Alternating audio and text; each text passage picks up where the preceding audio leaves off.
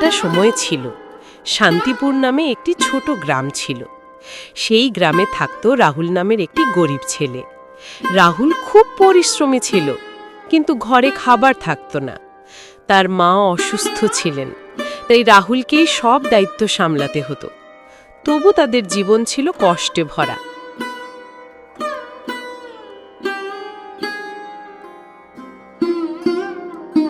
একদিন রাহুল কাজ খুঁজতে বাজারে যাচ্ছিল।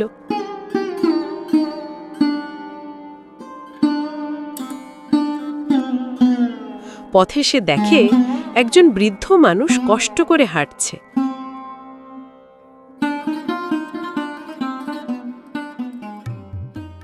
ওরে বাবা, একটু পানি হবে, হাঁটতে আর পারছি না।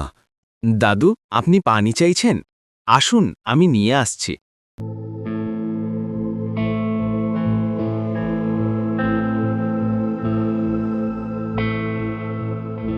রাহুল তাকে সাহায্য করল। সেই বৃদ্ধ রাহুলের ভালো মানসিত্বে বোধ বলে খুব খুশি হলো। তুমি খুব ভালো ছেলে, তোমার মন পরিষ্কার। নাও, এই গরুটি তোমার জন্য।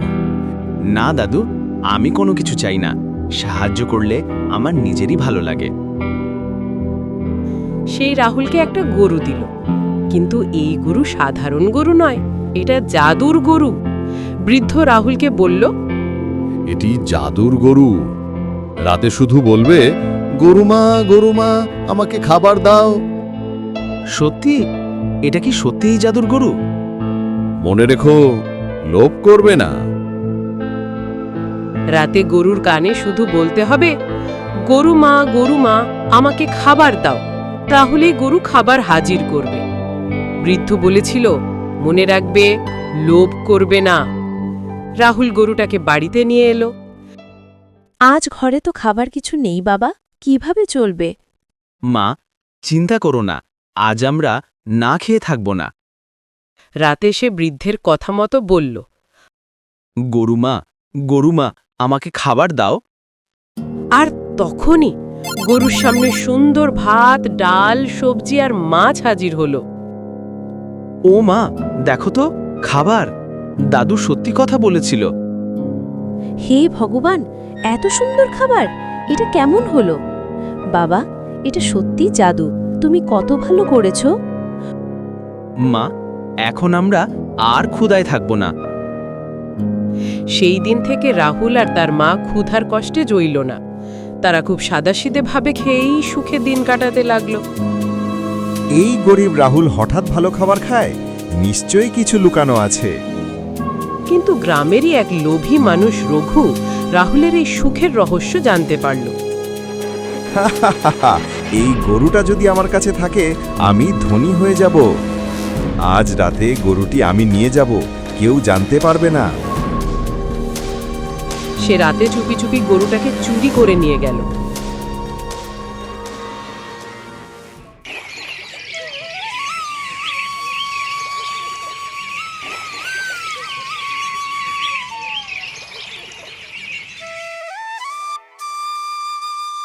গরু নেই।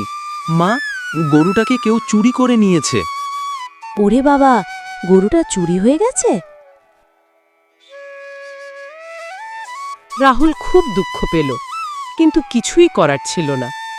রঘু ভাবল, এখন সে অনেক খাবার খাবে, বিক্রি করবে এবং ধনী হয়ে যাবে। সেই গরুর কানে সেই একই কথা বলল, গরুমা গরুমা, আমাকে খাবার দাও। কিন্তু সেখানে আশ্চর্য ঘটনা ঘটল। খাবার আসার বদলে গরু তার পুরো ঘর জুড়ে ঘাস আর গোবর ফেলে দিতে লাগলো। রঘুর পুরো ঘর ভরে গেল গোবরেই গোবর।